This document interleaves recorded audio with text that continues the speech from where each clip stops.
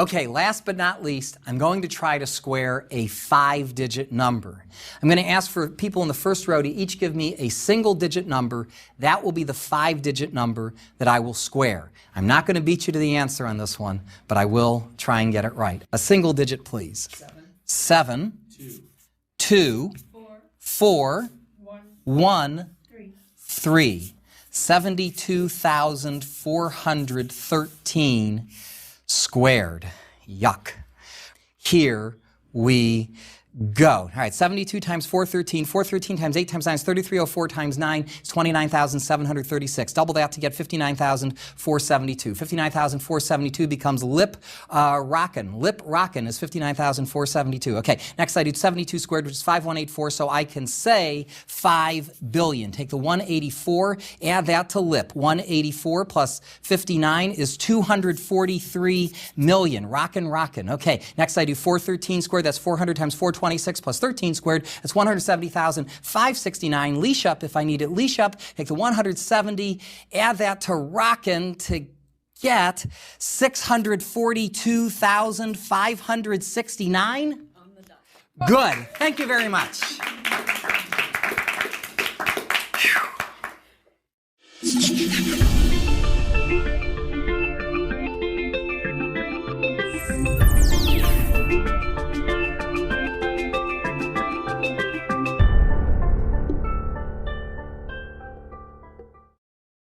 Well, here we are at the last lecture. Let's take stock of how far we've come. Beginning with little more than our multiplication tables, we've learned how to add, subtract, multiply, and divide enormous numbers. We've improved our ability to remember numbers and learned other impressive feats of mind.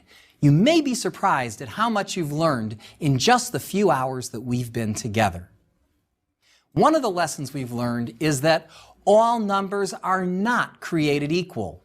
It usually pays to look at your numbers and see if there's something about the problem that can make your job easier. Can one of your numbers be broken into small factors? Or are the numbers close together? Or can one of those numbers be rounded to give a good approximation or as the first step towards getting the exact answer? For example, before this course, if you saw a problem like this, your reaction might have been, impossible. I could never do that problem in my head. But my hope is that now your reaction is, wait a second, there's something I can take advantage of. I really can do this problem, right? I could take, these are close to 1,000. I could do 997 minus 6 to get 991, multiply that by 1,000 to get a great approximation, 991,000, and then add negative 3 times negative 6, 18, to get 991,018. Mental math is not hard if you think of the problems the right way. Or maybe I should say the left way, since it's almost always easier to work from left to right. And here's another principle. Hard addition problems can often be made into easy subtraction problems. And hard subtraction problems can be turned into easy addition problems. For example, if your first item cost you $2.34 and your second item costs $4.88, rather than shy away from the calculation, you might instead start with an estimate. Let's see, $2.34 plus $4.88. That's like $2.34 plus $5. That's $7.34. But we know that's a little high. But how high is it? Well, we round it up by 12 cents, so we'll take $7.34 and subtract 12 cents to get $7.22. I'll bet if I asked you to make change from $100, you can easily do it in your head. Using complements makes problems you may encounter all the time easier than they were before. For example, if I asked you to, say, find change for $62.82, okay, from $100, you know that the dollars add to 99 and the cents add to 100. So the change will be, let's see, $62, and that means the change will be $37, and the complement of 82 cents is 18 cents. It's a small difference from what you might have done before, but it can change your whole attitude towards such calculations.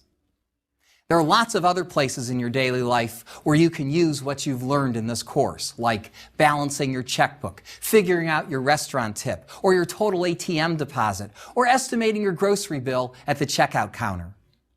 Suppose you purchase 21 meals for $29 a piece. What's the total cost? Okay, quiz. Which multiplication method would you use to determine the answer to 21 times 29? The addition method, the subtraction method, the factoring method, the close together method, or all of the above? The answer, all of the above. Let's run through all the different ways to do this problem. Not only is it cool that we always get the same answer, this is very useful cross-training. One of the secrets of becoming a mental mathlete is that trying a problem more than one way will make you faster, better, and it's more likely to make the whole experience enjoyable. Okay, by the addition method, we would break 21 into 20 plus 1. 20 times 29 is 580, plus 29 is 609.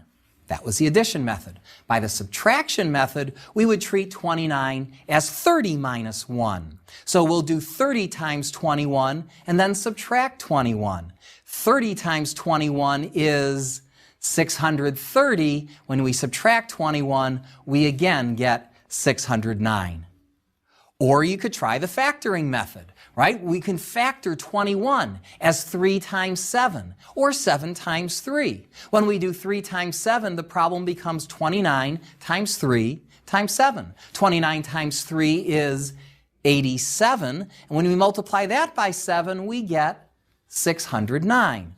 Or if you had factored that as 29 times 7 times 3, 29 times 7 is 203. Immediately hit that with another 3 to get 609. Perhaps fastest of all would be the close together method, where we would say, well, 29 times 21, those are close together, they're near 20. 29 plus 1 is 30. We multiply that by 20 to get 600. Add to that 9 times 1 to get 609. No matter how you slice it, you pay $609. Hey, by the way, suppose you get a 20% group discount on these meals, then how much do you owe? Well, to take a 20% discount of $609, you multiply it by 80%, or 0.8. And we have a simple 3-by-1 problem. 8 times 609 is 4872, so that would be $487.20. Okay, question. If you take a 5-digit number times a 3-digit number, how many digits are in the answer?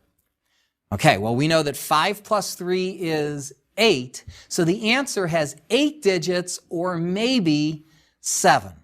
Which is more likely, 8 digits or 7? The answer is, it depends.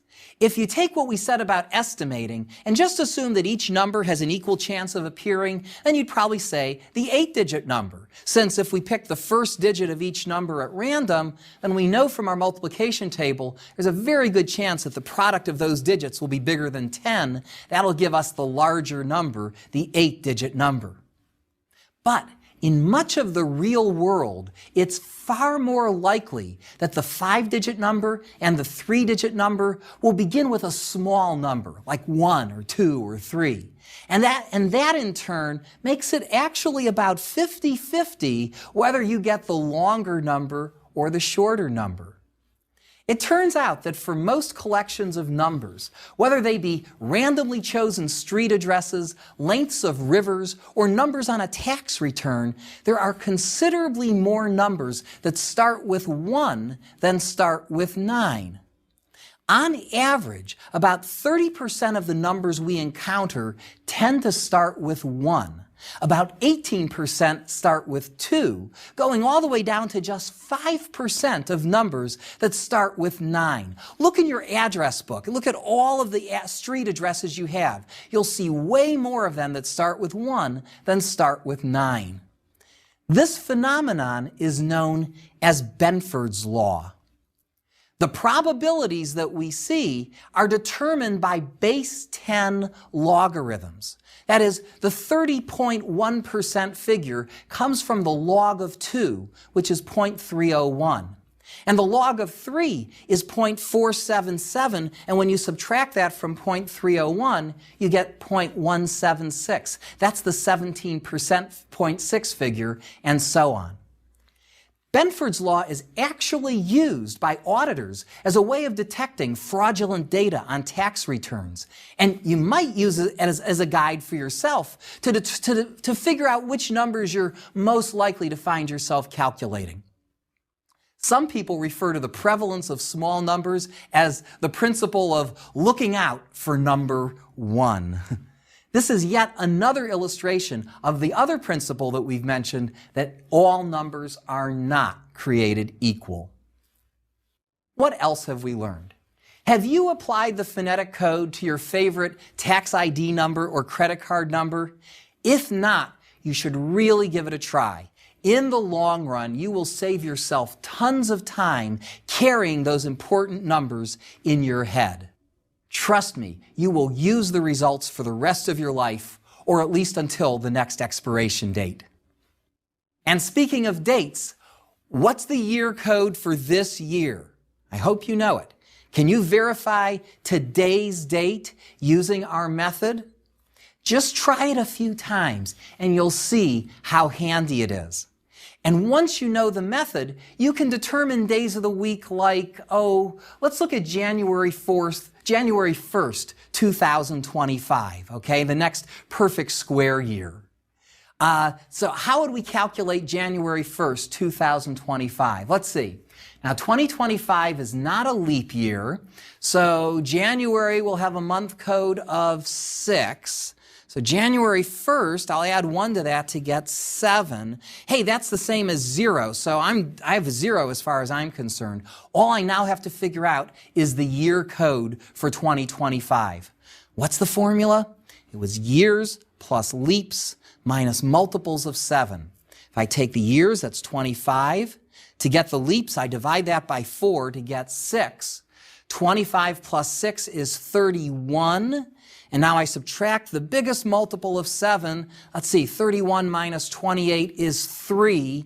Add that to my 0, and I have day number 3, which will be Wednesday, right? That's the day that comes after Tuesday. My hope is that in this course, you've learned to look at numbers differently, even when you don't have a math problem to do. Suppose your hotel room number is 126. What might you notice about this number?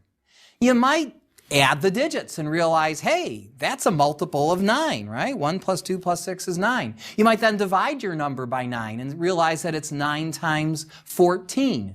Or you could turn 126 into a word. Let's see, I've got a D sound, an N sound, and a J sound. I can make words like Danish, or teenage, or dingy. Yes, I have a dingy room. And you'd never confuse it with a number like 125, because 125, you'd remember that that's 5 cubed, or that becomes a word like tunnel, or toenail, or denial. Just the act of giving the number a little bit of extra thought, like we're doing here, will make it a lot easier to remember. The same is true when solving a mental math problem. It usually pays to take a few seconds to really look at your problem and try to find features that you can exploit. Here's a nice example of that. It's a scaled-down version of what the Guinness Book of World Records uses to determine the fastest mental calculator. Let me show you how to find the cube root of a number when the answer is a 2-digit number. For example, if I cube a 2-digit number and the answer is 54,872, then what was the original 2-digit number? This is actually very, very easy to do once you know the secret. All you need to know are the cubes of the numbers from 1 through 10. And most of the cubes you already know, right?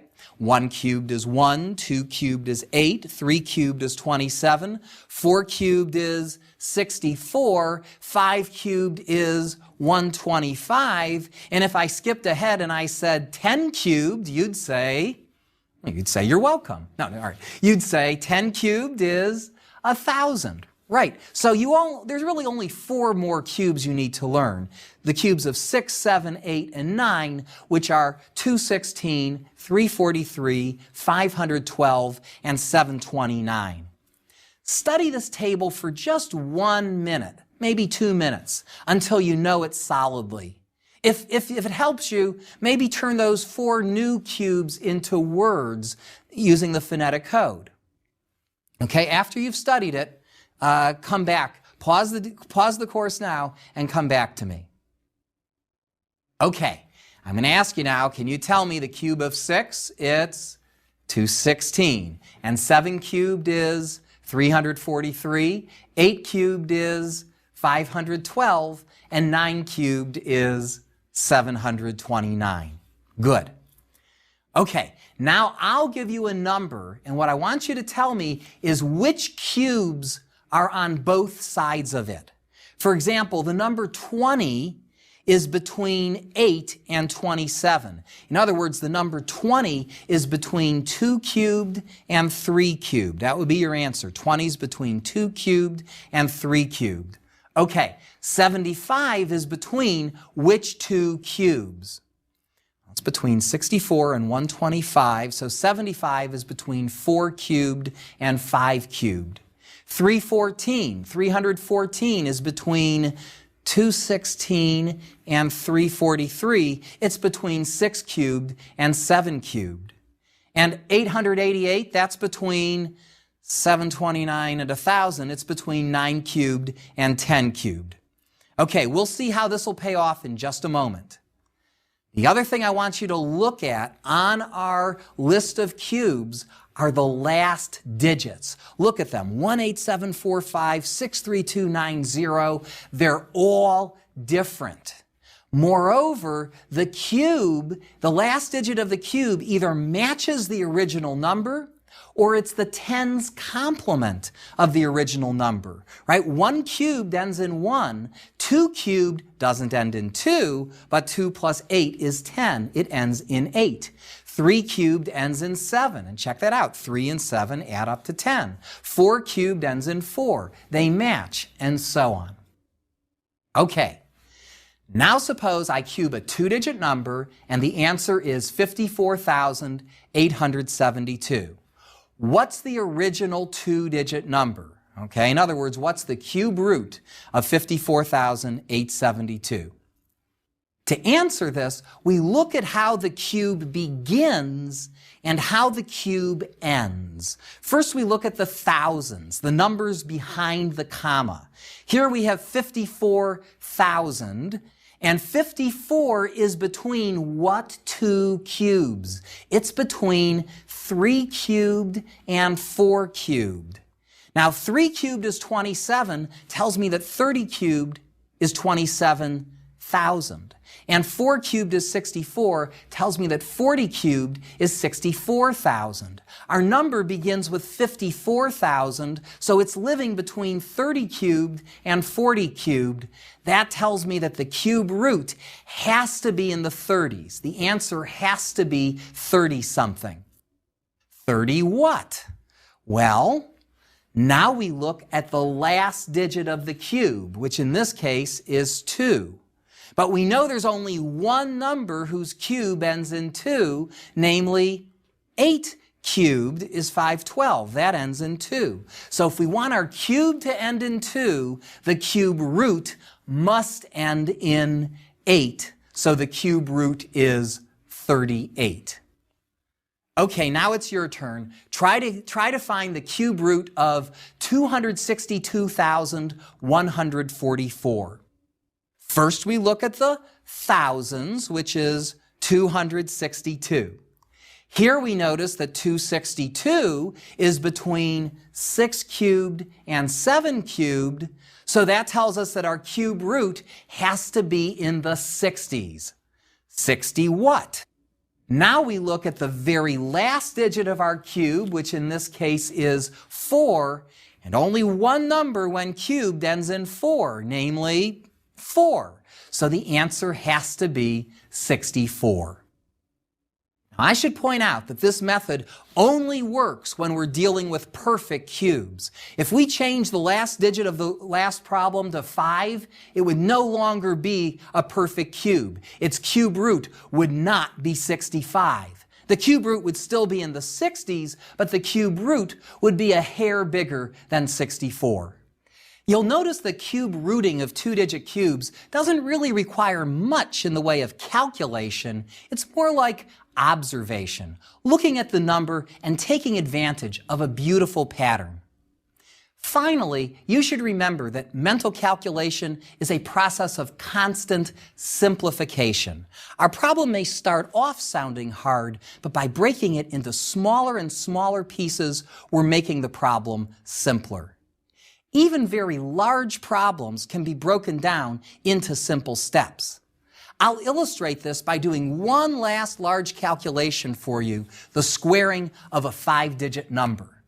Now, to verify our answer, we'll need a calculator that can handle 10 digits. To give myself a random problem here, I put the calculator on. To give myself a random problem, I have a shuffled deck of cards here. I've removed the 10s, jacks, queens, and kings, and I'm going to shuffle the cards one more time here, just so you know I'm being completely honest. Okay, and then I will spread the cards out and pick 5 cards here at random. I'll even close my eyes as I do this. So here's card 1, 2, 3, 4, and 5. Okay, so here's the problem, 47,893 squared. Okay, now I'm just going to put 47893 on the calculator, and here we go. Let me explain to you how I'm going to attempt this problem. I'll break the problem down into 3 parts. I'll do 47,000 squared plus 893 squared plus 47,000 times 893 times 2. Add all those numbers together, and with any luck, arrive at the answer.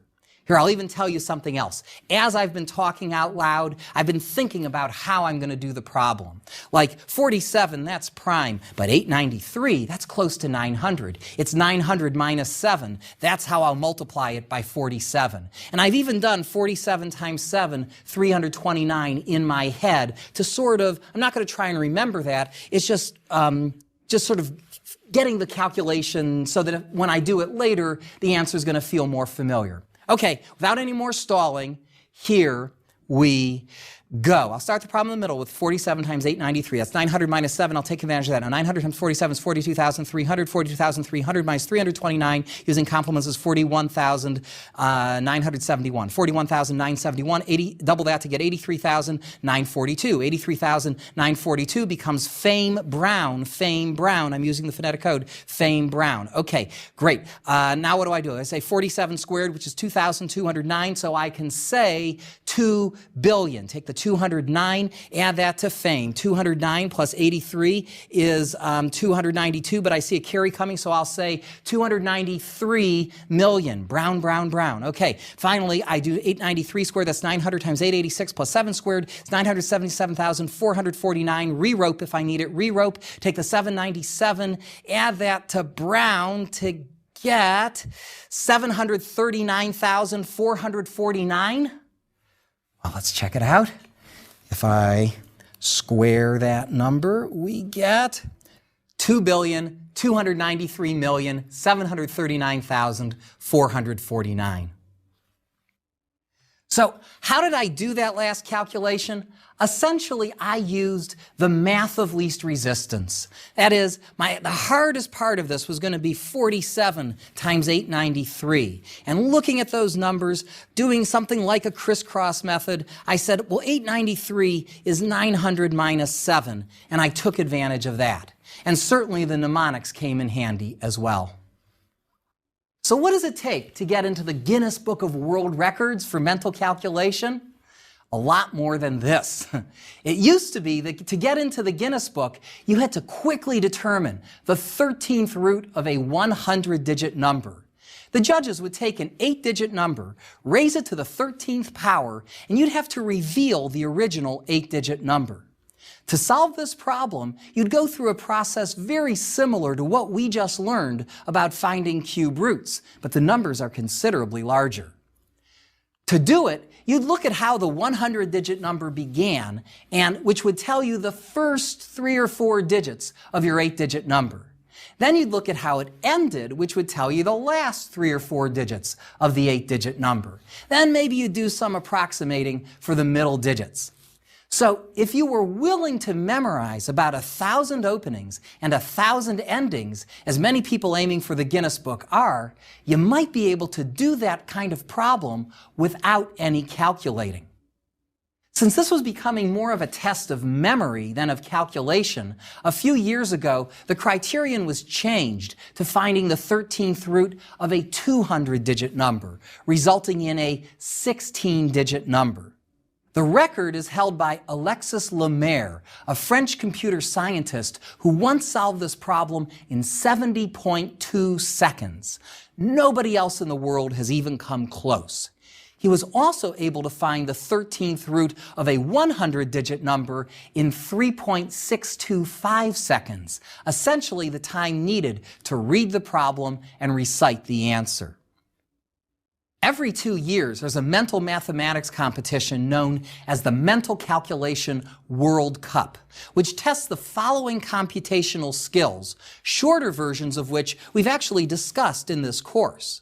You have to add 10 10-digit numbers, multiply 2 8-digit numbers, do mental square roots with answers up to 8 digits of accuracy, and do day of the week calculations. All the problems are presented on paper, but you may only write down the answer. No intermediate results are allowed. People from all over the world compete in this international event. Some of the competitors have memorized their multiplication tables up through 100. In 2010, the winner was Priyanshi Somani from India. Most impressive was the fact that she was just 11 years old. Now, I realize that most of the people watching this course are not aiming for the World Championships, but the material that we've covered here should be useful to you throughout your life. You never know where your calculating talents may take you. I've received numerous letters from people who've used their calculating skills to improve their test scores, receive job offers, promotions, and other professional opportunities. Some of the greatest scientists of all time, including Carl Friedrich Gauss, Leonard Euler, John von Neumann, and Richard Feynman, were accomplished mental calculators. Let me mention 2 other lightning calculators that you're probably not familiar with, Zara Colburn and George Parker Bitter. Colburn was born in Vermont in 1804. Bitter was born in England in 1806. Both boys showed tremendous calculating talent at an early age, and both had fathers who tried to exploit their talents by parading them through the countryside, performing for audiences. Both boys caught the attention of people who offered them to provide them with free education.